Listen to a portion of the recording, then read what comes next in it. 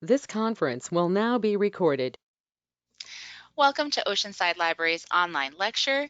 Today we have Professor Jace Bernhardt giving us an online lecture on rip currents and how important it is for us to know information on them for the rest of the summer. So thank you so much, Professor Bernhardt, for being with us today. Take it away. Great, thanks for having me. And today, I'll be speaking a bit about rip currents and some research I've been doing involving trying to improve our rip current communication. So there's some acknowledgements first. Some of this research I'll be talking about was had some funding from New York Sea Grant, which helps support research relating to the ocean and its hazards and its environment. So thanks to them, and thanks to the folks that helped with this research that are listed in the additional bullet points there. So I'm first going to talk a bit about rip currents, and then just speak a bit about what I did in trying to research rip currents, specifically how we can better communicate the hazards from rip currents. So if you've grown up on Long Island and spent a lot of time on Long Island and gone to the beach, you probably have heard of a rip current, although not everyone necessarily knows exactly what a rip current is. And it can be really important to know what they are if you ever get caught in one or see somebody else getting caught in one. So rip currents, oh, sorry about that. So rip currents are strong currents of water that can rapidly pull swimmers away from shore with little or no warning. So there's a definition there. So the idea is that rip currents are flows of water that flow perpendicular, so at a right angle to the beach, to the shore, and then move away from the shore. So take you out to sea, away from the beach.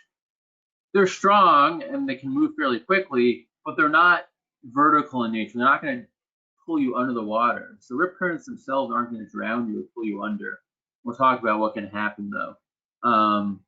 So rip currents will just take you out away from the sea, away from the beach into the sea.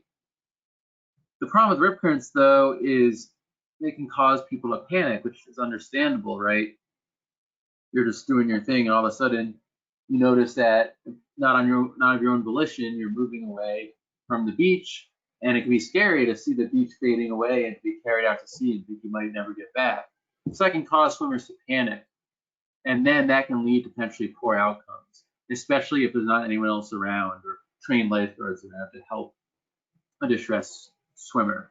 So it really is an important aspect of my research where I look to improve hazard communication to the public and help people better understand hazards. And certainly rip currents are a good example of where that understanding is really, really important. So on the left, we sort of see what a rip current looks like in real life. So rip currents will actually sort of look a bit different. The water won't really have like the white cap waves on it. They'll be foamier if you're right in it. Is essentially rip currents, instead of the waves coming in and breaking on the shore, rip currents are pulling back out from the shore. So the best way to look to see if there's rip currents around is actually try to get up at a slightly higher elevation, maybe on some dunes, or if there's a higher spot overlooking the beach. And then you can see, and if you see that just unbroken pattern of waves coming in, then there's probably no rip currents, at least at that moment. You can see some breaks in the waves, like you see in the photo on the left. That's a potential rip current area, and that might be a spot you want to try to avoid, or maybe just want to avoid going in the water at that time. So the diagram on the right, the little animation sort of shows what happens. Waves come in and get broken by things like sandbars or jetties and piers, and then the waves, of course, sort of hit the beach, and as you know, then the water sort of goes back out to sea. And normally, just sort of gently go back out to sea, and overall, the push of water into the beach, those waves, is stronger. But especially if there's a gap in sandbars or jetties, if there's a narrow flow, that's going to accelerate the flow of the water through it. So a more constricted passage speeds the fluid up. So then that can allow a rip current to form, a fast flow of water going away from the beach. As you see by the arrows going away from the beach, it comes perpendicular. So it's moving sort of directly out from the beach and back out to sea. Notice the head there, not too far out. So that's the thing with the rip current. If you just sort of go with it and let it take you, it's not going to take you out very far. they'll eventually deposit you past the dune, past the sandbar in this diagram, and then you can swim back away from it. So unfortunately, even though rip currents don't directly take people underwater, they can induce this panic, which can then cause people to make poor decisions. And unfortunately, rip currents are actually one of the deadlier phenomena, despite the fact they're very tame compared to the other things on this list here. So these are the top weather fatalities in 2019 across the United States. And you'll see things they'd expect to have fatalities like floods and tornadoes and hurricanes and even extreme heat and cold. And it makes sense that those are fatalities. Those are extreme types of weather. But rip currents really aren't that extreme. But unfortunately, they can lead to problems. So just last year, 72 people died from rip currents. The last decade, on average, 60 people died each year.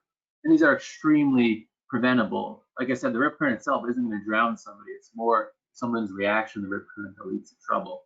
So it's really a perfect example of meteorologists and physical scientists needing to work with social scientists and communicators to really understand how we can train people what to do in a rip current. If people know what to do in a rip current, they're not going to die from them, and this number should be basically 0. So that's a big underpinning of this work.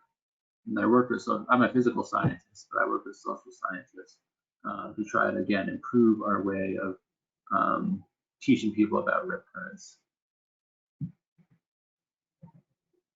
And locally, we're not immune, unfortunately. In 2018, there are 2 rip current fatalities. You can see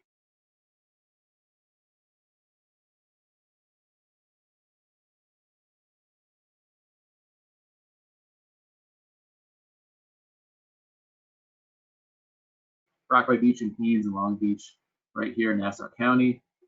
And in 2019, out in the East End. And already this year, there's been some fatalities as well. Unfortunately, these happen all over New York City and Long Island. Excuse me, Jace? Excuse me, Jace? Yep. Hello? Yep. Hi there. Sorry to interrupt. The sound went. Did my audio cut out? Yeah, it cut out for a little bit. Just that last, like right when you went to this slide. Okay. Right when you started the slide. Yes, I can hear you now. Okay, I'll keep going. Just let me know if I don't know what happened, but just let me know if it pops out again. So, right, yeah, the slide is just showing that you see that number nationally, rip current fatalities, and it's also a local problem. In 2018, we had 2 local fatalities, one on Long Beach here in Nassau County and one on Rockaway Beach in Queens. And then in 2019, there were 3 rip current fatalities around New York, the tri-state area, 2 again in Rockaway Beach in Queens, 1 out on the North Fork in the east end of Long Island. And there's already been some fatalities this year as well. So the point is, this is a problem. It happens locally. How can we fix it?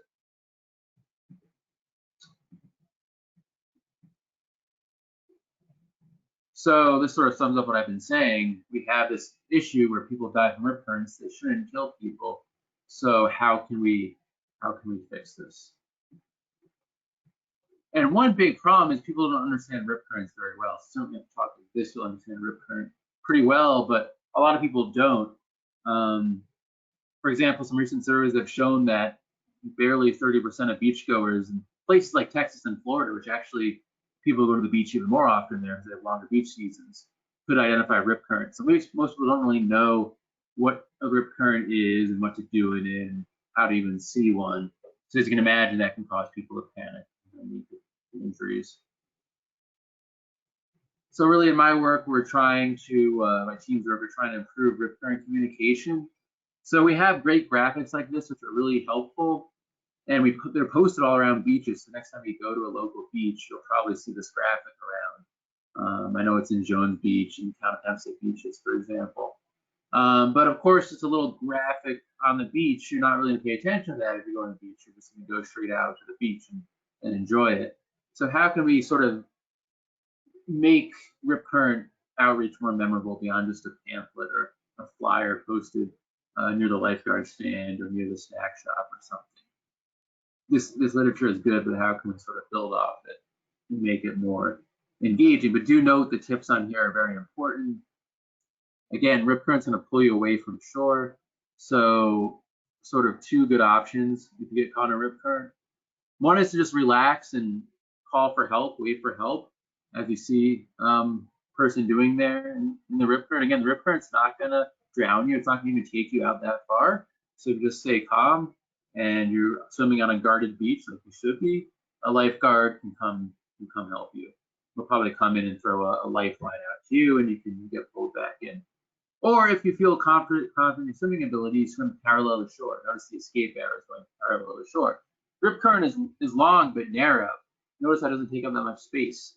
So if you're confident in your swimming abilities, you just turn parallel to the shore, and after just maybe 10 seconds, you'll swim right out of the rip current, and then you could come back in.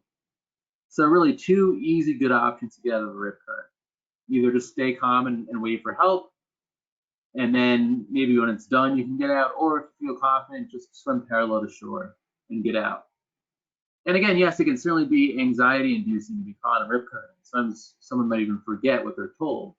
That's why we wanted to build out this literature and provide a video game for people to actually take action and see a rip current and then themselves escape it. So that way, if they sort of do it on a computer, then when they're faced with one in person, hopefully they'll recall a bit better the steps they should take to escape.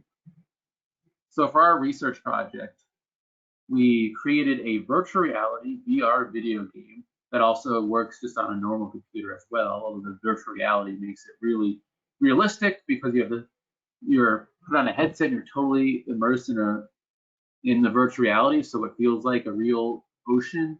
You hear the sounds of the water, your arms splash when you swim. You look all around and you see the ocean water, the beach. You see the foam in the ocean water, the waves. It's really quite realistic. So I've already worked with some folks to improve weather hazard understanding, specifically for hurricanes, tropical cyclones, TCs on Long Island. So decided next logical step was to try to tackle the problem of rip currents.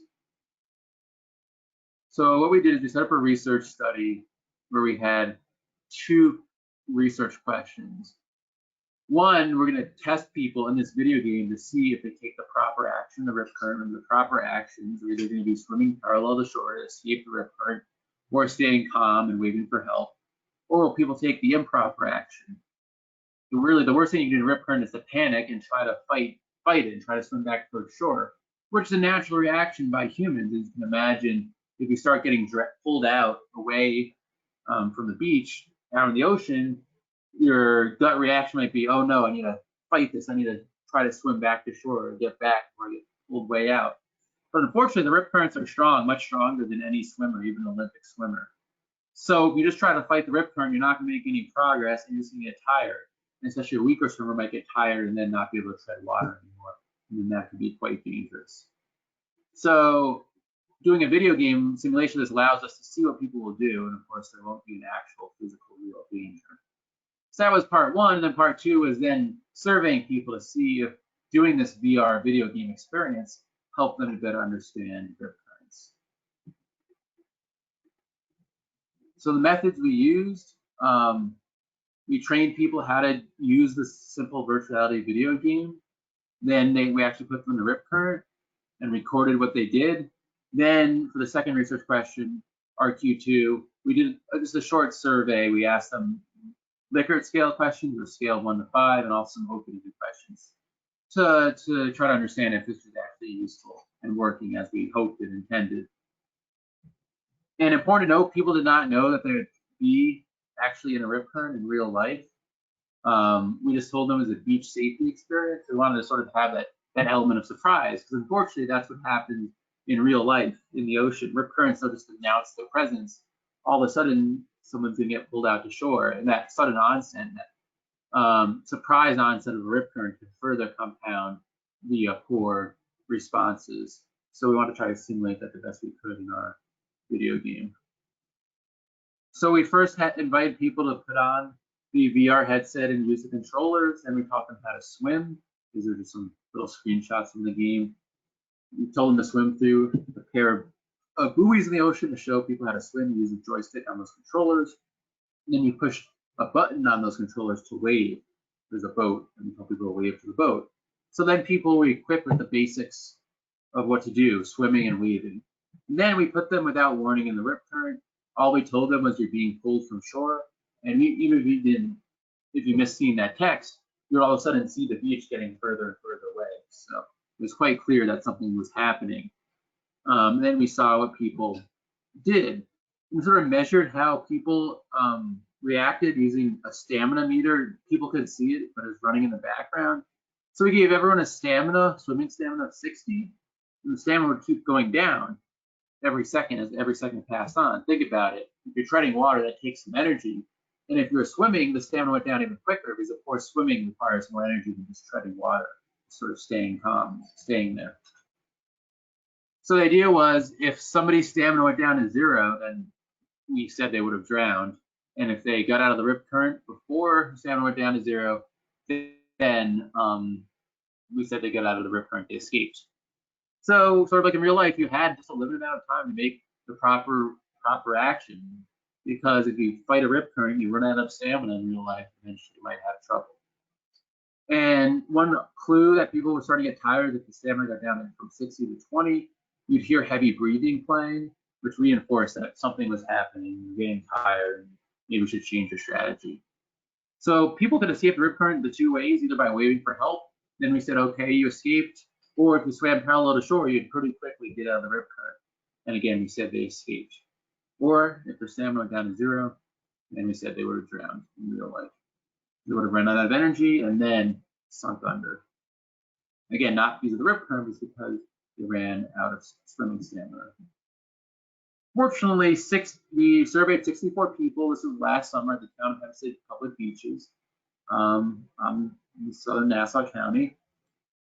And fortunately, 60 of the 64 people did escape the rip current. 4 of them, though, did drown. And obviously, that means the stamina went down to 0. Obviously, the stamina was higher for people who wait for help. They didn't need to move around at all. Escaping took more stamina, but obviously, that's sort of the most direct way to get out.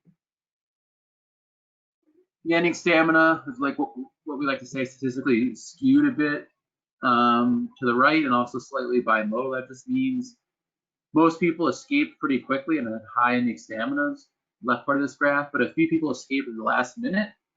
It seems like that might be because they were cued by the heavy breathing and sort of realized I need to try something different.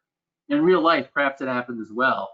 People start getting tired, and then maybe in that last moment, they finally figure out what to do and what's happening. Then we also did a follow-up survey to answer our second research question. We asked people, was this virtual reality video game useful? And most people said yes, it's instructive, it's taught them what to do, because experiencing it yourself, like actually physically doing it in a video game, is a more memorable way to learn what to do in a rip current than just reading a pamphlet on it. And they also said it was immersive, or it's very realistic, and really felt like you're in the ocean. So this virtual reality video game was the perfect way to train people what to do, because they were actually getting as close to reality as possible without actually being caught in a rip current, which is dangerous. And on a scale of 1 to 5, the average person said close to 4 out of 5 in terms of how much better do you feel prepared for rip current now, 5 being the highest, the most agreeing. And the same thing for was it an immersive experience. So most people thought this was useful and realistic. And also when we just asked for a response question, what was good, what was bad, again, people mentioned that it was realistic and also being interactive, the fact that you could do it yourself was a really good way to learn what to do. We also asked people just which statement do you agree the most with. We gave them 3 positive and 3 negative statements. Asked them to say which one they agreed the most with, and almost all the people picked one of these positive statements, that the VR experience was beneficial because it's realistic, or is scary, which is sort of what we want. We want to scare people a little bit because we want people to take seriously rip currents and know that if there's, say, a rip current advisory out, those flags in the ground, maybe you should not go in the water, especially if you're a weaker swimmer. And also some people said it was useful because it showed them what to do. And now if you do get caught in a rip current, they know much better what to do.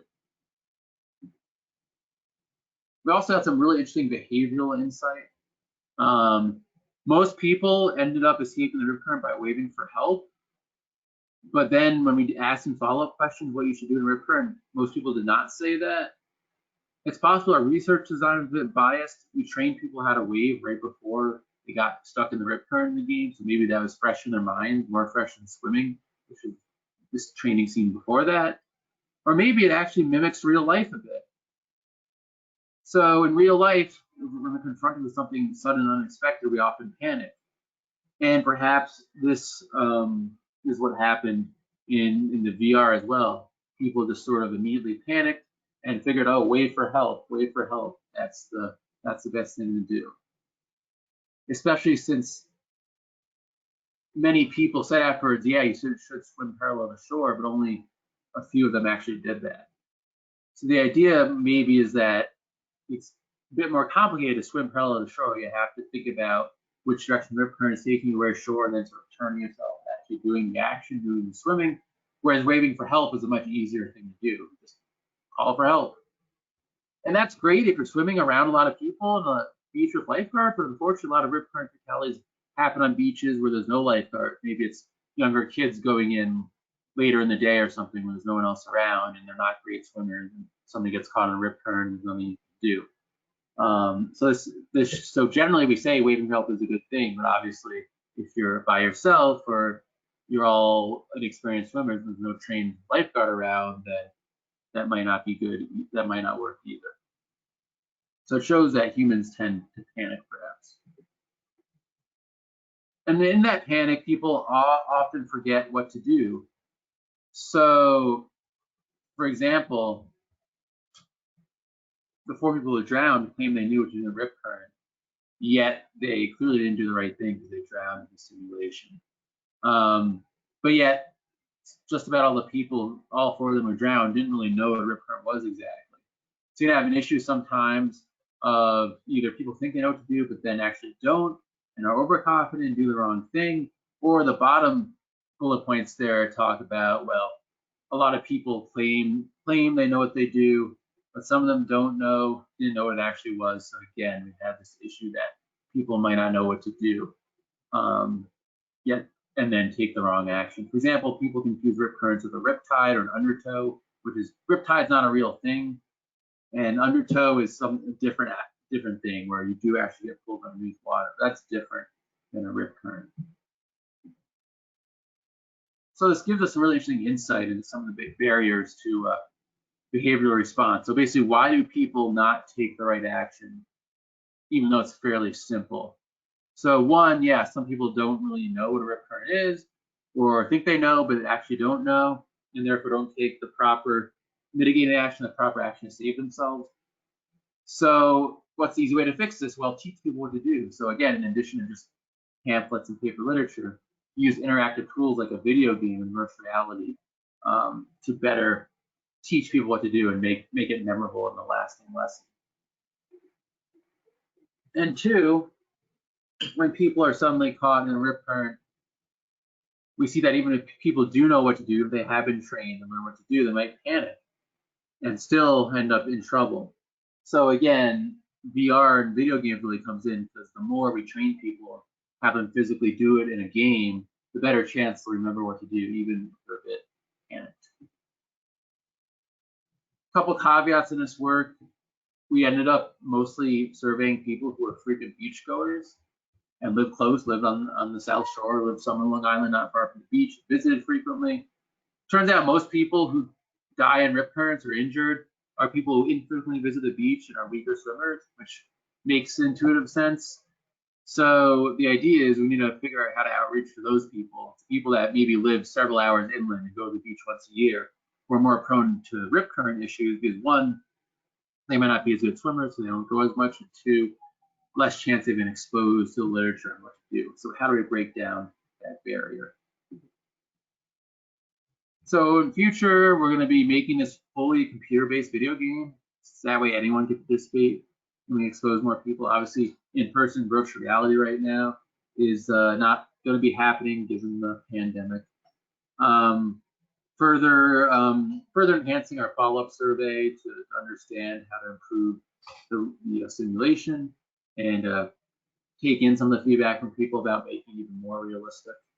We'll be surveying online over Zoom or other video services to get a broader audience, again, especially talking with infrequent swimmers who are actually most at risk.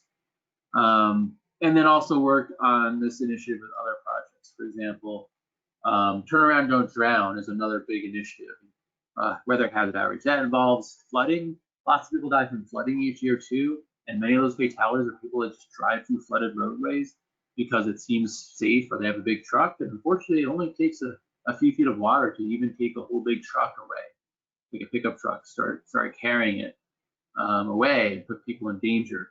So we're also planning to make a video game virtual reality experience surrounding driving a vehicle and turning around or being trained to turn around to see a flooded roadway. We're lucky enough to get some media coverage from this. So hopefully this clip should work here. I'm going to play a quick clip. While we were out on the beach last summer, we actually had while we were surveying, we actually had both Fox 5 New York and CBS 2 New York come out and talk about our work a bit. So here's the Fox 5 report. It's a quick little 2-minute clip on what we were up to with this research. The whale was tangled in a commercial fishing net, but the Southampton Town Police Chief tells us that the net is designed to have a breakaway feature, so the whale is able to free itself. Constables are keeping an eye out for the whale to make sure that it's going to be okay. A Long Island scientist is using virtual reality to show what it's like to get caught in a rip current. As Rayon Tomasetti tells us, the technology could teach more people how to get out safely.